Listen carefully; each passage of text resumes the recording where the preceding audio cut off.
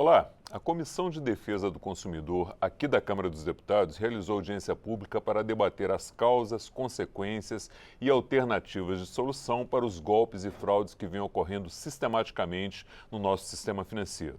A ocorrência desses golpes e fraudes, além de trazer prejuízos financeiros para o consumidor, afetam a integridade e a credibilidade das instituições financeiras e até a estabilidade econômica do país. E para conversar sobre esse assunto, eu recebo a deputada Gisela Simona, do União do Mato Grosso, que foi autora do requerimento para a realização desta audiência pública. Eu sou Fernando Gomes e este é o Palavra Aberta. Deputada, seja muito bem-vinda. Muito obrigado por estar aqui com a gente primeira vez. Obrigada, Fernando, a todos aí do Palavra Aberta. Uma honra estar aqui e falar de um tema tão importante para toda a sociedade brasileira. Obrigado. A senhora poderia começar situando para a gente um pouquinho por que esses crimes, essas fraudes têm ocorrido, têm crescido tanto no país? Então, vejam, realmente nós temos dados aí do Instituto do Serasa revelando que a cada 7 segundos no Brasil, um brasileiro é alvo de uma tentativa de fraude, né? Sejam aí muitas vezes por uma compra por aplicativo, seja usando o seu app da instituição financeira, é um boleto fraudado, é uma clonagem de cartão de crédito, é o golpe da maquininha do cartão, golpe do motoboy, enfim, você entra aí na internet e você vê inúmeros golpes aplicados. E uma das causas que nós verificamos e foi constatada nessa audiência pública é exatamente a falta de informação ao consumidor, né, sobre essas modalidades de golpe. Vejam que a instituição financeira que ali já começa a perceber um tipo de golpe, ela demora muito para levar essa informação para o cidadão se prevenir. Então, hoje, muito do que acontece se coloca como responsabilidade dessa engenharia social, né, de crimes aí decorrentes de terceiros, mas o que nós colocamos na audiência, essa responsabilidade da instituição financeira pela segurança desse serviço, ela tem que existir, né? Nós temos aí que realmente ter, inclusive de forma de lei, né, projetos que na verdade venham dar essa responsabilidade para a empresa no sentido de manter o cliente mais informado, alerta e com mecanismos de segurança mais adequados para que a gente consiga reduzir esses golpes no Brasil. Perfeito. E quem sofre mais com esses golpes deve ser o idoso e as pessoas que têm mais dificuldade de manejar a tecnologia, né? Exatamente. Vejam que, embora sejam generalizados, todos nós aí somos vítimas, Sim, na verdade, desses golpes. Nós tivemos presente nessa audiência o Banco Central do Brasil, tivemos a presença da FEBRABAN, que é a Federação Brasileira de Bancos, e na representação dos consumidores nós tivemos a Procons Brasil, que representa os órgãos de defesa do consumidor, Defensoria Pública, Ministério Público, e isso que você fala é muito relevante, porque a Defensoria Pública afirmou categoricamente que hoje, né, o maior, na verdade, um dos maiores golpes que o brasileiro vem sofrendo é o idoso, aposentado, pensionista com o empréstimo consignado. E muito deles também por vazamento de dados, ora que se atribui às instituições financeiras, ora que se atribui a alguns órgãos públicos, o que é muito grave, né? Porque vejam que nós temos hoje uma lei de proteção de dados no país, mas que muitas vezes você é surpreendido com uma ligação de alguém que tem todos os seus dados bancários, tem quanto você recebe, né? Tem aí muitas vezes num boleto fraudado, se você paga um financiamento de uma casa, de um veículo, ele tem a parcela que você está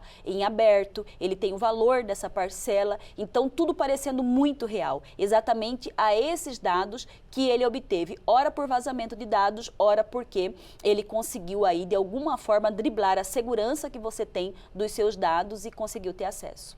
Ok. A senhora estava falando dos bancos, né, que os bancos demoram a fornecer informação, a informar a população. Mas eu acredito que os bancos falham também na prevenção, né? Tem sistemas mais rígidos, que têm uma prevenção maior. Isso chegou a ser debatido também? Chegou a ser debatido, inclusive, muito recentemente o IDEC, né, que é o Instituto Brasileiro de Defesa do Consumidor, soltou uma pesquisa para verificar quais os apps que, na verdade, se preveniam a acesso remoto de terceiros, né, e apenas uma instituição financeira conseguiu blindar isso num teste que foi feito em âmbito nacional. Então, a gente verifica que existe, sim, muitas vezes, falha do consumidor, né, no sentido de clicar em links que não deveria clicar, acessar sites que são clonados, mas nós temos sim muito a avançar naquilo que se refere a essa segurança que é um dever das instituições financeiras. Outra falha que foi apontada também, deputada, foi a questão da baixa punição para o crime de estelionato, né? Exato. A senhora vê esse como um ponto muito importante ou a gente deveria trabalhar mais a prevenção e um pouco menos essa questão da punição? Como é que a senhora vê esse conjunto aí? Acredito que são duas frentes que precisam caminhar juntas, né? Vejam que o estelionato, nós tivemos aí uma mudança que para que o crime seja realmente investigado, ele depende de representação. E hoje, nós brasileiros, se nós somos vítimas de um golpe, o que nós fazemos? Nós vamos até uma delegacia, registramos um boletim de ocorrência e a nossa crença é que dali para frente o delegado vai sozinho investigar. E vejam que não, ele ainda depende de representação. Então, alguns plantões judiciários, na verdade, fazem essa informação para o consumidor que ele já tem que, junto com o boletim de ocorrência, fazer a representação. E não ocorre. E algo interessante também, nós tivemos nessa audiência a representação de um delegado de polícia especializada de defesa do consumidor, onde ele falou não só dessa questão do estelionato, mas ele falou, né, de projetos de lei que estão na casa que poderiam dar mais poderes, por exemplo, ao delegado que está numa investigação criminal sobre golpes, no sentido de solicitação de bloqueios, de agilizar isso. Porque pensam numa situação de um golpe do Pix, né, que você acabou fazendo um Pix aí para um golpista, para um estelionatário. Você, de imediato, comunica a sua instituição financeira, comunica uma delegacia de polícia e se agir de forma rápida, muitas vezes esse dinheiro ainda não saiu, né, da conta do fraudador. Então, são situações que nós precisamos também regulamentar de forma que a gente feche o cerco com relação a isso, né? E falando em crimes, né, a própria FEBRABAN falou de um projeto de lei que já passou aqui na Câmara e que está no Senado, onde aquelas contas laranjas, vamos colocar aqui, são pessoas que cedem suas contas para receber dinheiro de fraudadores, né, que você tenha uma punição maior para essas pessoas também. Ok. Deputada, a gente falou também no crime contra o idoso, principalmente no consignado, né? Talvez não seja a alternativa desejável, mas a alternativa possível é passar a exigir que o idoso vá à agência para fazer esse tipo de empréstimo? Então, vejam que até isso também foi tema de discussão na nossa audiência, porque a Defensoria Pública é uma que, na verdade, vem defender de que, pelo menos, o autorizo para se ter uma contratação de empréstimo precisaria ser presencial, né? Para que, agora, aquele idoso que se sente à vontade no sentido de poder liberar para fazer por mecanismos eletrônicos, ele faria isso.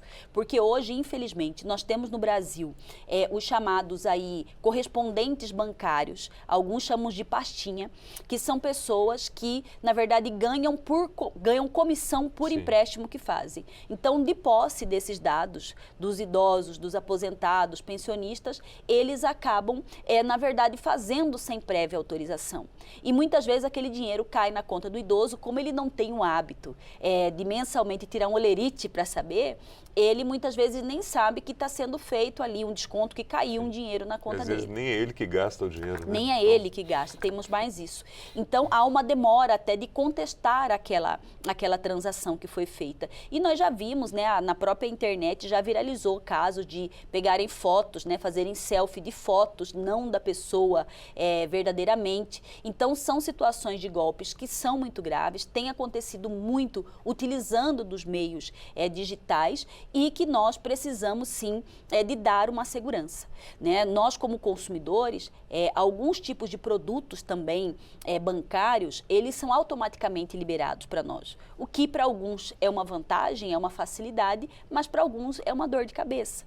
Então, eu vou te dar um exemplo. Quando a gente fala do cartão por aproximação, né, que para muitos é uma vantagem. Você não precisa ir ao banco para autorizar que o seu cartão, hoje de plástico ali, ele seja uma aproximação. Você não sabe, às vezes, o limite que você está liberado para ser por aproximação. Então, são decisões que o banco toma sozinho, que você não tem conhecimento e que automaticamente você está ali apto para ser vítima até Sim. de um golpe, né? Então, são situações que também a gente precisa avaliar até que ponto essa comunidade, né, isso em confronto com os crimes que acontecem, aí são plausíveis ou não, né, mas o banco tem um dever de informar qualquer tipo de contratação, né, ao consumidor, para que a gente consiga aí nessa linha, nessa soma de ações, diminuir os golpes no Brasil. Deputada, muito obrigado pelos esclarecimentos prestados, obrigado pela participação aqui com a gente. Eu conversei com a deputada Gisela Simona, do União do Mato Grosso, sobre os golpes e fraudes que vinham ocorrendo sistematicamente no nosso sistema financeiro. Se você quiser assistir novamente a este ou a outro dos nossos programas ou ter mais informações sobre esse assunto, é só acessar o site da Câmara, câmara.leg.br, nossas páginas das redes sociais, nosso canal no YouTube ou o aplicativo Câmara ao Vivo no seu celular. A você que nos acompanha, muito obrigado pela sua audiência, um forte abraço e até a próxima.